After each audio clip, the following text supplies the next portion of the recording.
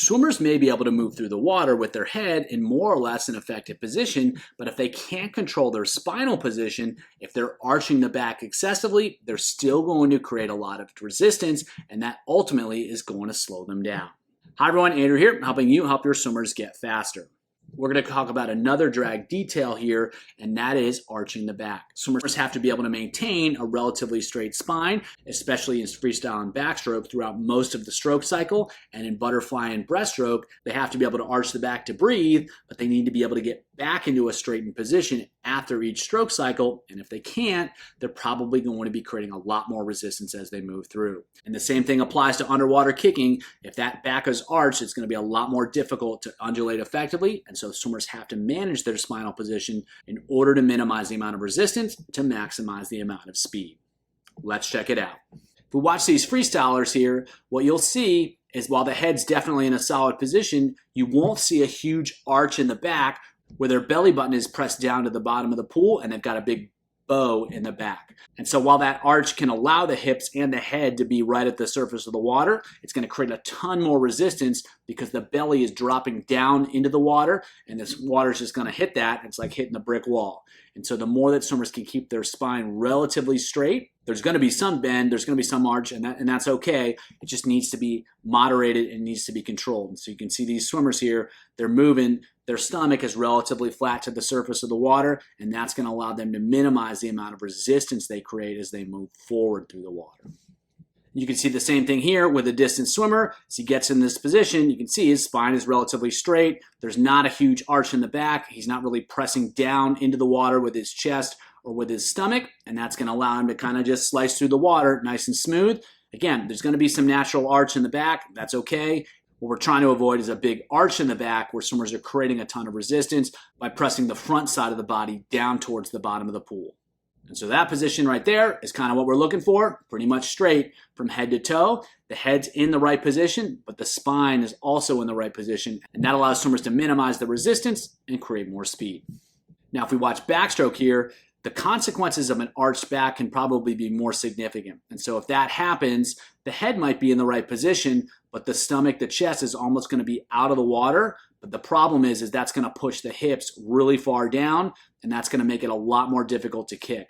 And so his hips are sitting down a little bit, but that allows him to get the feet up and kick more effectively. If the back is arched, that's going to push the feet straight down to the bottom of the pool. And if the feet are pushing straight down to the bottom of the pool, they are absolutely going to be creating a ton of resistance. It's going to be very difficult to get them up to the surface. It's going to take a ton of energy if swimmers can even make it happen.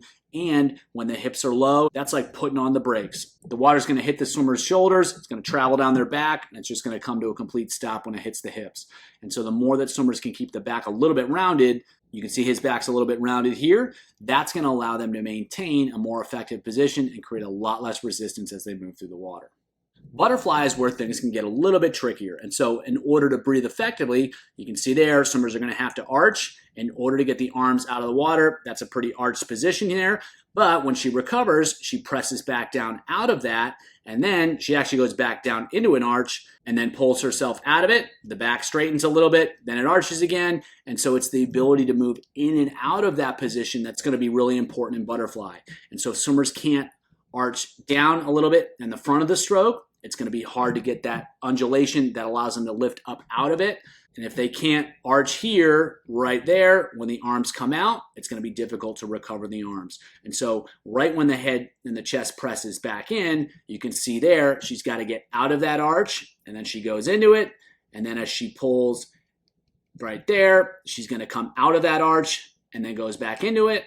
And then again, comes out of it and then goes back into it. And so it's the ability to dynamically manage spinal position in butterfly that allows swimmers to get the mobility to pull effectively and to recover the arms effectively, like right there. But they also have to get out of those positions well. If they get stuck in those positions, she's not going to be able to get back in line like she does right here. And then also during the pull itself right here, she's not going to be able to get back into alignment during the most powerful part of the pull. And then afterwards, she's got to arch to recover those arms, and she's got to arch right there in order to set up the pull.